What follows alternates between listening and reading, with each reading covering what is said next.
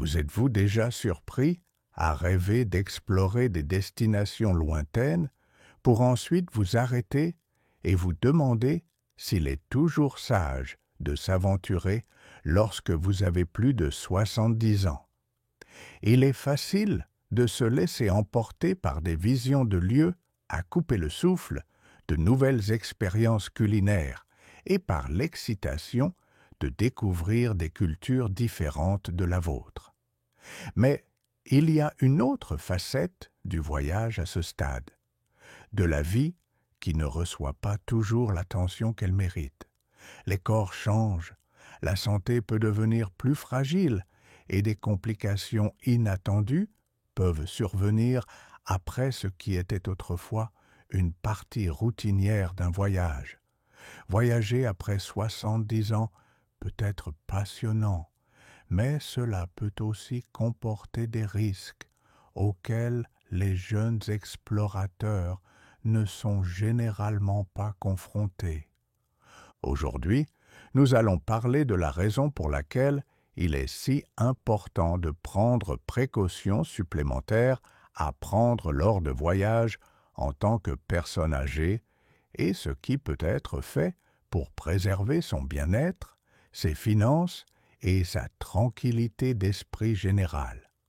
Beaucoup de gens pensent qu'ils peuvent maintenir le même rythme de déplacement qu'à 40 ou 50 ans, mais cela sous-estime à quel point notre corps peut changer radicalement une fois que nous entrons dans notre 7e décennie. Un jour, vous vous sentez aussi agile que dans votre jeunesse, et le lendemain, vous êtes confronté à une fatigue soudaine, à une douleur persistante au genou ou à un problème de santé qui vous empêche de dormir la nuit. Quand tu es à la maison, ces défis peuvent être plus faciles à gérer. Vous pouvez appeler votre médecin généraliste, faire remplir vos ordonnances dans votre pharmacie habituelle et vous détendre dans un environnement familier. Mais une fois à l'autre bout du monde, ou même dans un autre État, le moindre problème de santé peut se transformer en problème majeur. Certaines personnes âgées prennent un risque et décident qu'elles trouveront une solution si un problème survient. Mais la vérité est que tous les endroits n'ont pas un accès rapide à des soins médicaux de qualité. Cette différence dans les options de soins peut transformer une complication mineure en quelque chose de vraiment dangereux. Un couple de retraités, James et sa femme, ont appris cette leçon à leurs dépens.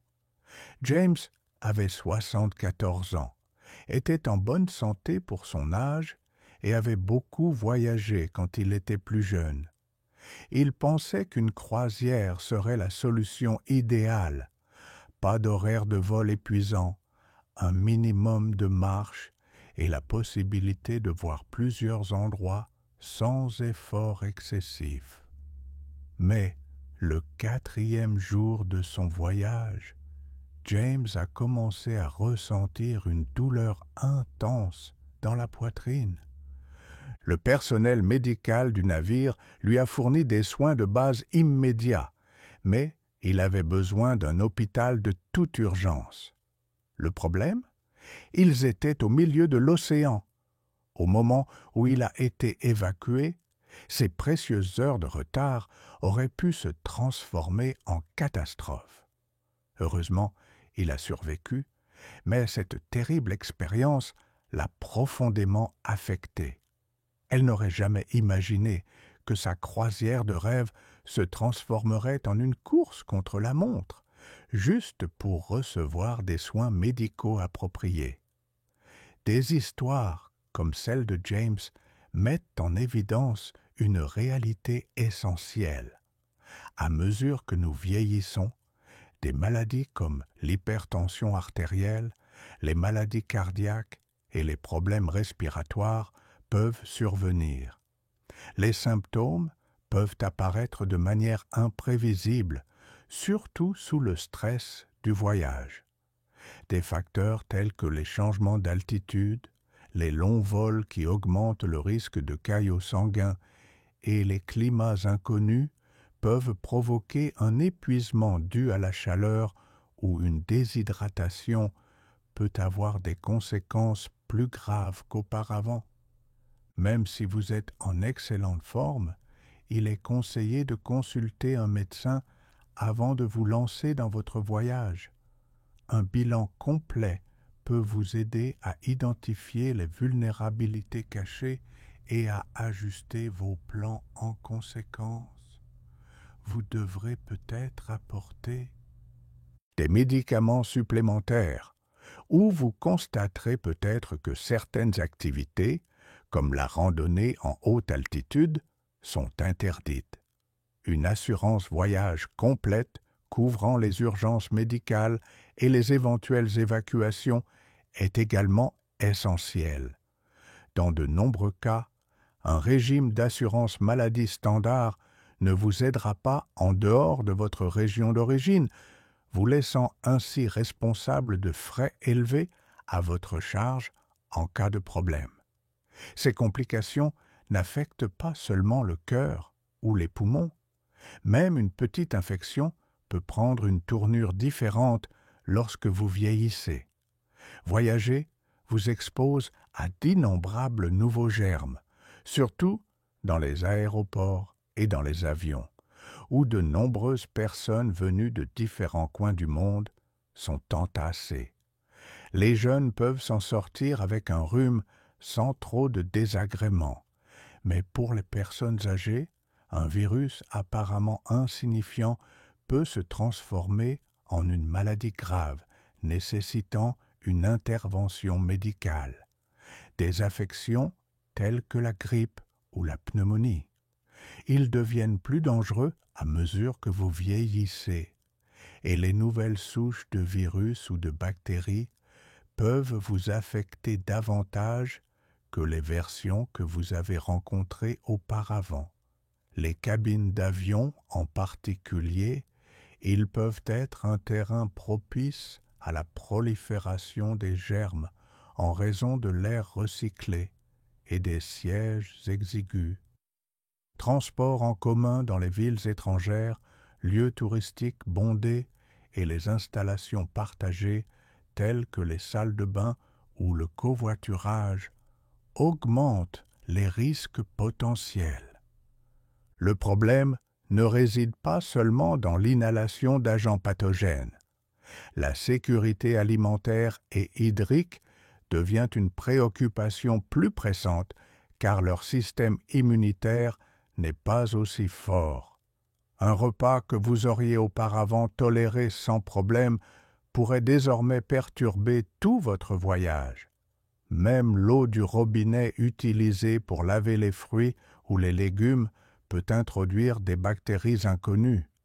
Certaines personnes n'ont aucun problème à s'adapter, mais de nombreuses personnes âgées trouvent que leur corps n'est pas aussi indulgent.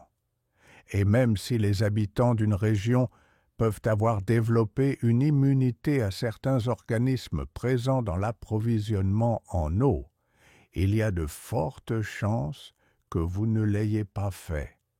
Une bonne pratique consiste à avoir du désinfectant pour les mains partout avec vous et à vous laver les mains souvent. Beaucoup de gens sous-estiment cette simple mesure préventive. Chaque fois que vous terminez un trajet en bus, une visite dans un musée ou un repas dans un endroit bondé, prenez quelques secondes pour vous désinfecter. Envisagez de porter un masque dans les foules denses. Si vous voyagez à l'étranger, renseignez-vous sur les vaccins recommandés pour votre destination. Et n'oubliez pas d'apporter des médicaments qui peuvent aider à combattre les troubles gastro-intestinaux ou les problèmes respiratoires. Ce qui commence comme une petite mesure de précaution peut vous éviter de passer la moitié de votre voyage enfermé dans une chambre d'hôtel, trop malade pour profiter du paysage. Un autre facteur qui peut être trompeur pour les personnes âgées est l'épuisement que les voyages peuvent causer. Vous vous souvenez peut-être d'une époque où vous êtes arrivé dans une nouvelle ville le matin et passé toute la journée à l'explorer à pied, prêt pour plus le lendemain. Mais à mesure que vous vieillissez, ce type de récupération rapide n'est pas toujours réaliste. La fatigue peut s'installer plus profondément et le décalage horaire peut persister plusieurs jours de plus que dans votre jeunesse. Des lits inconnus, des couloirs d'hôtels bruyants ou des horaires de sommeil étranges, comme ceux causés par des changements de fuseaux horaires importants, peuvent perturber votre sommeil. Richard, qui avait 75 ans, il l'a découvert lors de vacances tant attendues à l'étranger avec sa femme. Ils ont enduré un vol de 10 heures et ont navigué dans un aéroport chaotique. Et puis, ils ont essayé de se lancer directement dans le tourisme. Après 2 jours, Richard s'est rendu compte qu'il était si fatigué qu'il pouvait à peine garder les yeux ouverts pendant une visite guidée de la ville. Mes jambes étaient lourdes et j'avais besoin de pauses fréquentes. Le temps qu'il s'adapte au décalage horaire, il était presque temps de rentrer chez lui. Il est revenu beaucoup plus épuisé qu'à son départ. Il lui a fallu des semaines pour se remettre du décalage horaire et de l'effort physique, éclipsant toute joie qu'il aurait pu ressentir. Ce ne sont pas seulement le vol ou le manque de sommeil qui posent problème. En vieillissant, rester assis pendant de longues périodes peut augmenter le risque de caillots sanguins, appelée thrombose veineuse profonde. La marche prolongée peut stresser les articulations arthritiques. Même porter des bagages ou faire la queue à la douane peut être épuisant d'une manière que vous n'auriez jamais imaginée. Quand le corps est épuisé, le système immunitaire s'affaiblit. Vous pouvez vous sentir mentalement confus et la coordination peut être altérée. Cette perte de coordination augmente le risque de quelque chose que la plupart des gens craignent, une chute grave. Les chutes peuvent être dangereuses à tout âge, mais pour les personnes âgées, les conséquences peuvent rapidement devenir plus graves. Densité osseuse réduite, équilibre plus faible et lenteur. Les réflexes rendent difficile la récupération après un faux pas. Dans votre quotidien à la maison, vous connaissez probablement le terrain, tapis, disposition des meubles, marches et rampes. Sur la route, on ne sait jamais si l'on va rencontrer des trottoirs irréguliers, des pavés glissants ou des pavés meubles, éclairage imprévisible, bâtiments historiques avec escaliers raides ou un manque de mesures de sécurité appropriées dans un hôtel peut transformer un faux pas mineur en une fracture de la hanche, une fracture du poignet ou une commotion cérébrale. Une chute dans un lieu inconnu est non seulement physiquement douloureuse, mais peut aussi être profondément désorientante. Pour recevoir des soins médicaux appropriés, vous devrez peut-être surmonter la barrière de la langue. Renseignez-vous sur la manière d'utiliser votre assurance, si elle vous couvre, et de gérer les éventuels retards des services d'urgence. Linda, qui avait 78 ans, avait toujours été une bonne marcheuse dans son quartier. Je pensais que voyager en Europe serait un jeu d'enfant, puisque je ne marchais que quelques kilomètres par jour à la maison. Mais les rues pavées et les ruelles vallonnées de certaines villes européennes étaient bien plus traîtres que les trottoirs de son quartier. Une nuit, alors qu'il descendait d'un trottoir qu'il n'avait pas remarqué dans l'obscurité, il perdit l'équilibre et tomba violemment sur la hanche.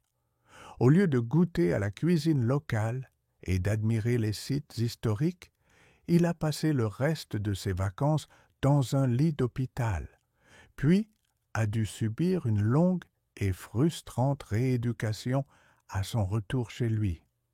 Ce n'était pas seulement la douleur physique qui pesait sur lui, c'était savoir qu'une seule chute l'avait privé d'un voyage qu'il avait planifié depuis des années. Si vous écoutez encore à ce stade, j'aimerais que vous me le disiez dans les commentaires. Dites simplement « Je suis toujours là » pour que je puisse voir si vous êtes nombreux à trouver ces informations utiles. Et si vous ne l'avez pas déjà fait, n'hésitez pas à vous abonner et à activer les notifications.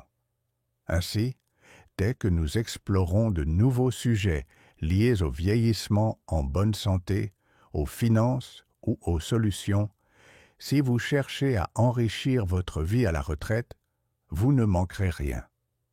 Penser à ces dangers physiques peut être intimidant, mais il existe un autre risque que vous pourriez ne pas anticiper avant d'être à la retraite. Au milieu de tout cela, le coût financier. De nombreuses personnes âgées pensent que, dans le pire des cas, elles peuvent compter sur leur assurance maladie habituelle pour couvrir les urgences à l'étranger. Vous découvrirez alors que votre plan ne couvre pas les soins internationaux ou comporte tellement de réserves et de limitations qu'il est pratiquement inutile. Une hospitalisation ou une évacuation aérienne peuvent monter en flèche et atteindre des dizaines de milliers de dollars, créant un fardeau qui éclipse toute l'expérience du voyage.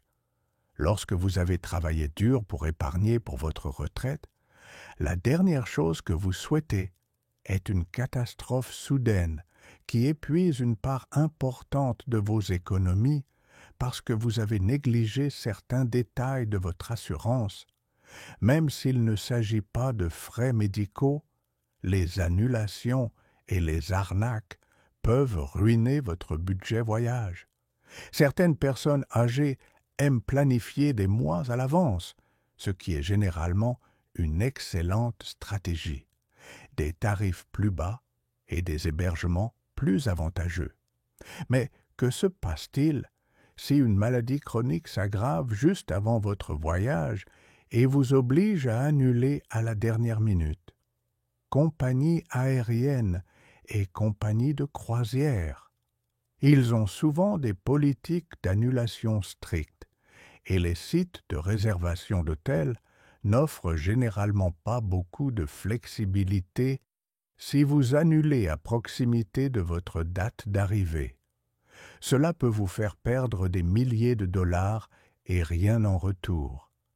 Investir dans une police d'assurance voyage solide qui couvre ces scénarios peut sembler une dépense supplémentaire, mais cela peut être une bouée de sauvetage financière si vos plans changent de manière inattendue.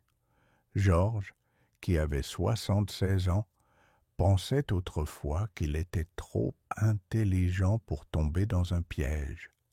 Il a soigneusement économisé de l'argent pour des vacances de rêve.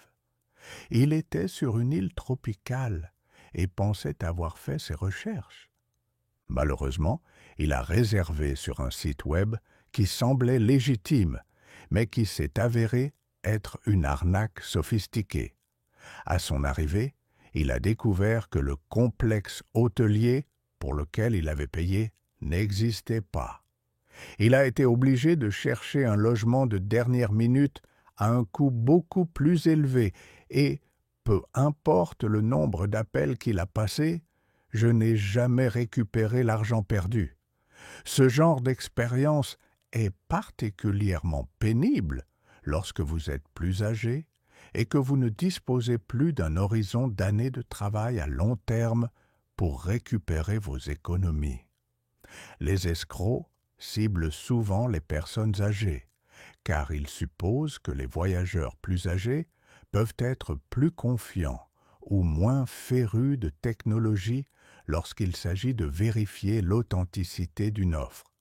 Et les escroqueries ne sont pas toujours à grande échelle. Parfois, ils sont plus subtils. Dans certains endroits, des chauffeurs de taxi malhonnêtes peuvent vous obliger à conduire en ville pour augmenter le prix de la course.